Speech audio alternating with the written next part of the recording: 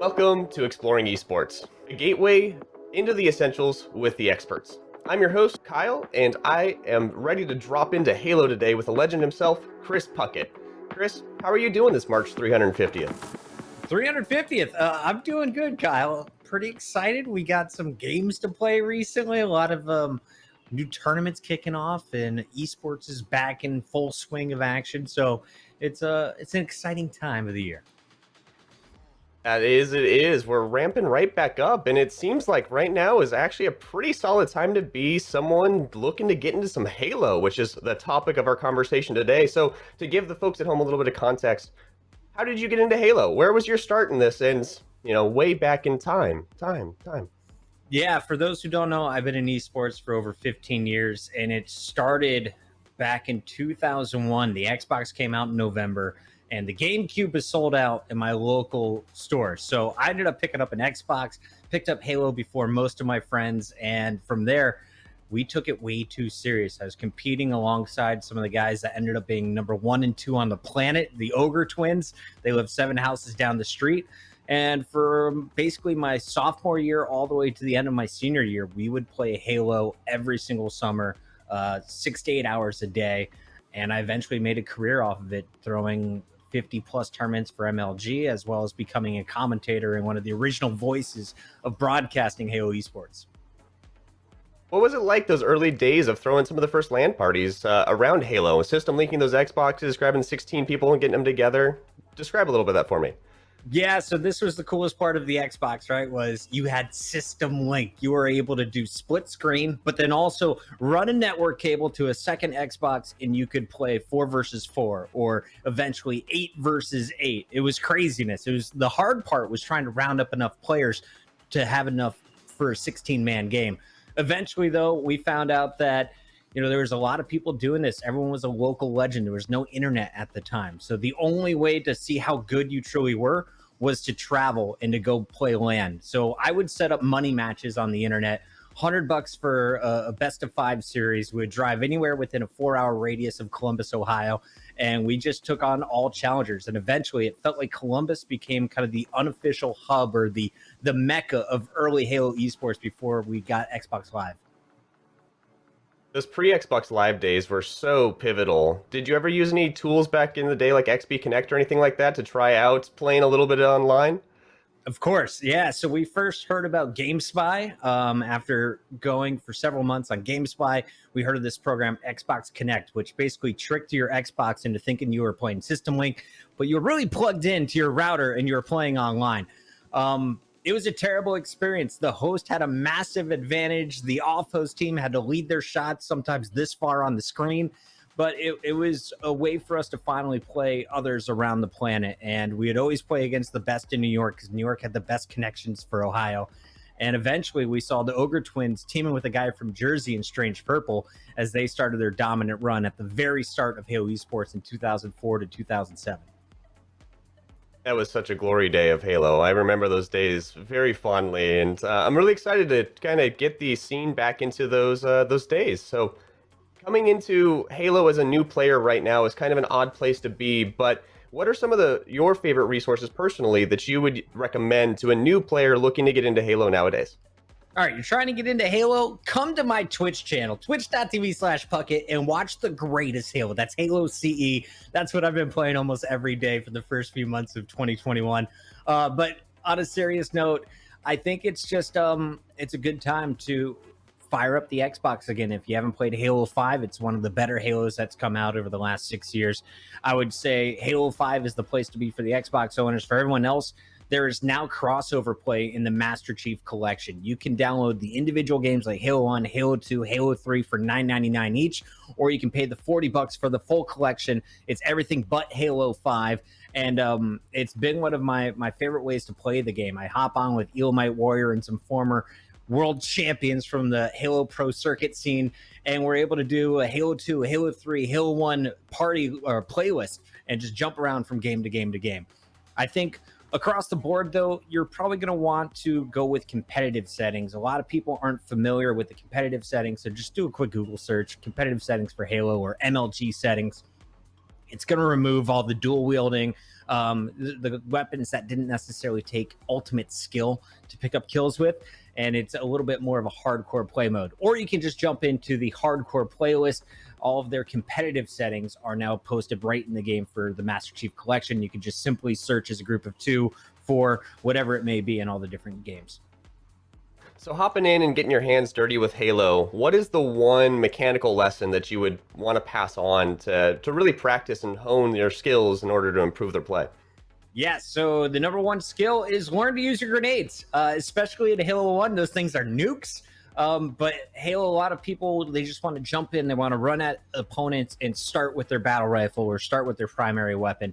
For me, it's always been easier to drop the shields of your opponent and then clean it up with an instant headshot. So use your grenades, learn to bank your grenades, and use them as an entry utility. So anytime you're running around a corner and you're about to enter a room, toss a grenade in front of you. Lead your charge in, weaken the opponents before you even start the fight. So, getting into this competitive scene that is Halo, right now it's in a bit of an odd place with the transition away from Halo 5 and towards the new Infinite that we're waiting for very eagerly. Where is the best place to really get into the esports scene, and like what is the overall current state of Halo esports right now? Halo Esports has been in a tough spot. Since the MLG days, you saw kind of a lot of excitement in 2016 when they announced their $2.5 million world championship. They had $1 million tournament in 2017, 2018, and then a lot of hype around Infinite. When the game didn't come out, though, in 2020, it seems that the competitive scene has kind of been on pause. The HCS is a good place to check out the current competition on Twitter. So that's the Halo Championship Series. But I'd say really you're just waiting till November or whenever Infinite is officially going to drop. I think that is going to be the start of kind of Halo Chapter 2 or Chapter 3 in a lot of people's books.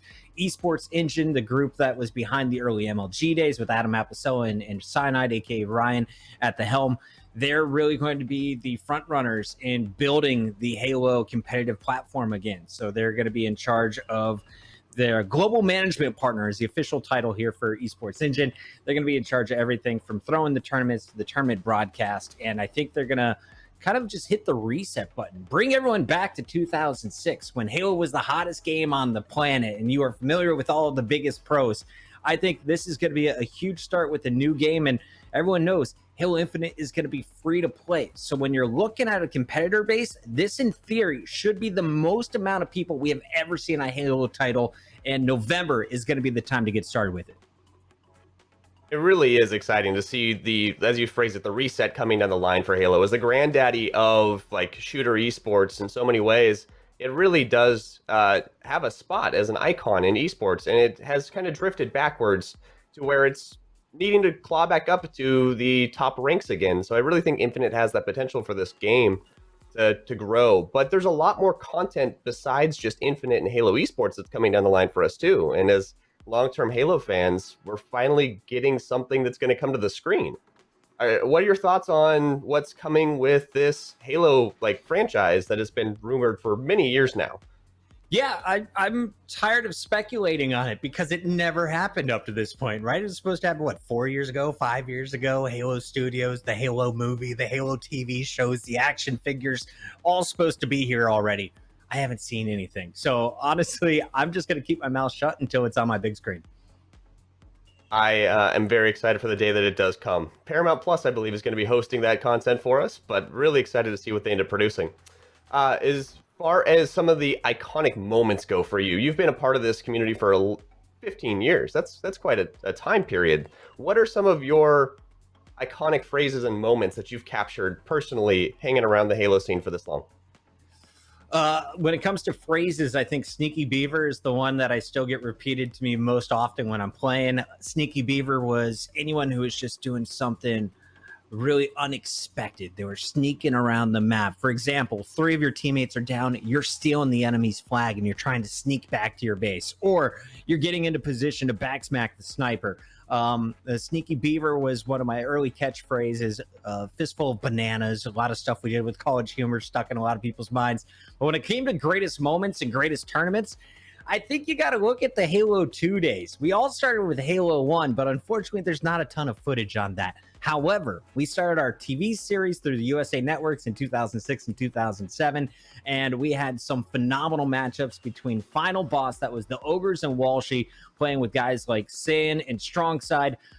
They had a ridiculous start to their career. I believe they won 43 out of the first 45 tournaments for the Ogres, and they matched up against a Team Carbon that beat them in 2006. It was the first huge upset. Later, Final Boss got revenge in 2007 at the National Championship with a perfect tournament to close out Halo 2. But I look back at the glory moments, the glory games. Those two best of 11s were the single best series, in my opinion. So go back. Las Vegas, 2006. It was a 6-4. I'll let you find out who won that one between Carbon and Final Boss. And then again in 2007, same city in Las Vegas. All right. So as someone that's had so much experience in the Halo community, Chris, what would be one thing you would want to change in the Halo scene if you could be in charge of it? If I could be in charge of the Halo scene, I would change a lot. Okay, let's start here with removing all of the extras. All the things that you felt you had to add to keep your Halo fan base engaged, remove it. I'm talking bubble shield, super Spartan Master Chief abilities. Get them all out. Go back to shooting and grenades, sniper rifles, rockets, power-up control. That's what it should be all about. Secondly, give me monthly competition. Give me a reason to be excited every 30 days. I want a LAN event or at least an online event with a full-on broadcast. I think we need to go back to big storylines and building up the teams and creating rivalries. All the things we were doing right by accident in the early days of 2007 to 2009 even. I think we got to go back to that, build it up again, make some heroes, make some legends in the title, and put them on the stage for everyone to watch. We got to wait for COVID to go away, but that doesn't mean the tournaments can't happen right out of the gate. So as soon as Infinite launches, I hope they come out hot and heavy with the competitive side. They get everyone playing the same standard competitive rule sets. And the last thing to fix is get rid of the huge maps. It's fun to play big team battle, but make that a separate playlist. I want to see 4 versus 4 on tiny maps that are symmetrical, that don't have an advantage on one side or the other based on your original spawn, and fix the spawn system. Make it predictable like it was in Halo 1. You should be able to impact where your teammates are spawning by your positioning, but also as an enemy, you can lock down areas knowing exactly where the enemy should be spawning when you have total map control. I like it. Those are some very good points that I think have a lot of weight in the community, so I love it. As far as your favorite map, you were mentioning the changes in the map style needs to be for the competitive play, but your favorite maps back in the day when you were playing LAN parties for CE, and your favorite maps for competitive mode. Yeah, so I think my favorite map of all time is Chill Out. It was a very short range map in Halo CE where you could do a lot of damage with your grenades, but they did a pretty good job of spacing out where the overshield was, where the camo was, where the rocket was. They were kind of a triangle around the map. And so you constantly were on the move. To collect all 3 power-ups, you had to be hitting portals, you had to be fast flanking, and you had to be using a lot of teamwork with weird angles. So I think Chill Out is my favorite of all time. Going back to the early internet days where you had to lead your shots, you didn't stand a chance on a short range map. So I loved maps like Hang 'em High where I could win based on being sneaky, using my positioning and clutching up for the big kill before getting a camo. And you could see huge swings in the action of 10 plus kills based on who had power up control. So I think all-time favorites would be Chill Out and Hang 'em High, and a map after that. I'd say my favorites were probably the symmetrical maps like Midship or even Sanctuary was always a good go-to.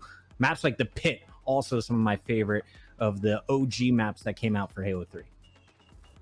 I love them. Man, it makes me want to get a big old Xbox controller in my hands again and just start playing some CE right now. So you don't work on just Halo anymore. So what have you been working on yourself, and where can people find a little bit more about what you've been working on recently, Chris? Yeah, so follow my Twitter account. I'm MLG Puckett, staying true to the old school brand. But I've been hustling the broadcast world since 2007 when Sundance first put me on the mic. I'm now a freelance broadcaster doing everything first-person shooter related.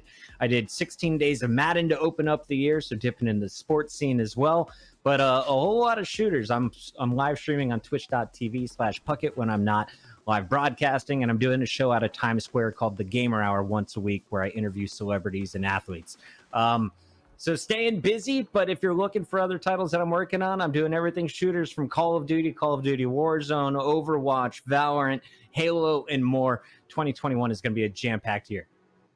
Well, thank you, Chris, for coming on to Exploring Esports and educating us on where Halo has been and where it's headed. Make sure you like, follow, and subscribe, and we will catch you next time.